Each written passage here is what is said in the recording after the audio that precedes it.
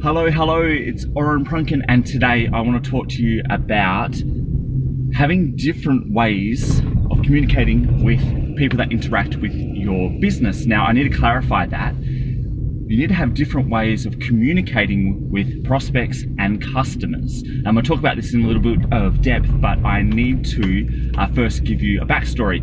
I purchased this car.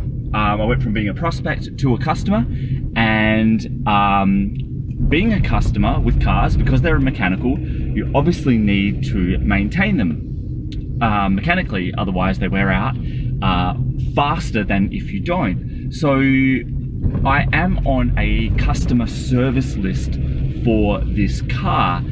What that means is whenever it comes up to be serviced, and it's actually every 6 months, I get a reminder of when that is. Now, in the best case scenario, I would remember that, or in the next best scenario, I would put that in my schedule and I would remember to go and do that. Now, life is busy. Lots of people have things on, and I am not the best with both of those. I don't remember, nor do I put it in my calendar, because also in the calendar, it is predicated on the fact that it could be however many kilometers, so it's not necessarily every 6 months. Anyway, the vendor of this car provided a service that would send you an SMS reminder to go and remind you of when your service comes up. Fantastic, absolutely loved it. What they also did was they were communicating me by SMS for upsells on different cars, so buying another or next car.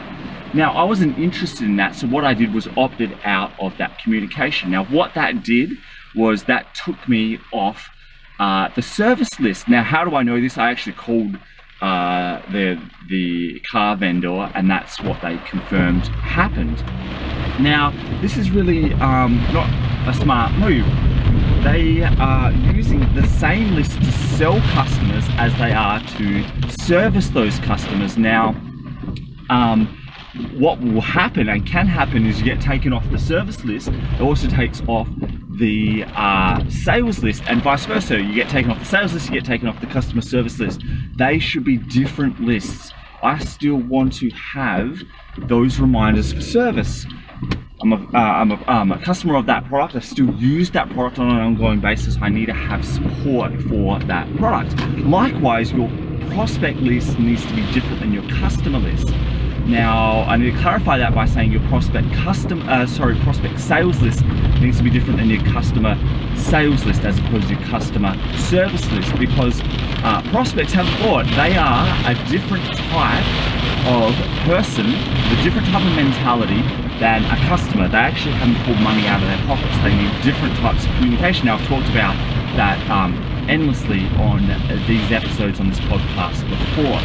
So really, what happened in the end with this was, because I opted out of that service,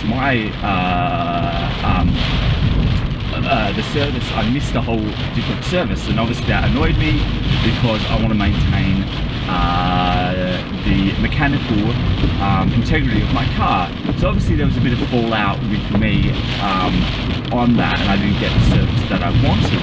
But the lesson for you here is you are communicating to people that interact with your business. You need a couple different lists, and those lists need to be very separate. You can't get them confused, because if that situation happens where people are opting out, they are going to be potentially opting out of important information they need if you get your segmenting wrong. And likewise, your targeting will be far better, because you want to be communicating with sales prospects as opposed to customers that have already purchased, and as opposed to customers that need service as well.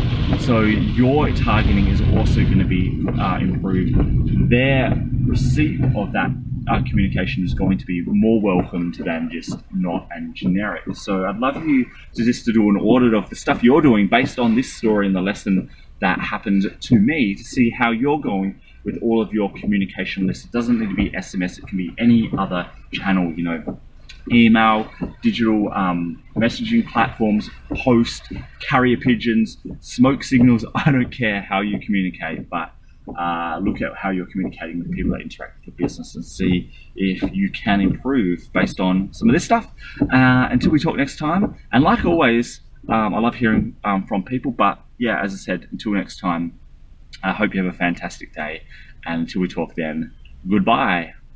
Thanks for listening, and if you like what was on here and want more, please go to orenprunken.com.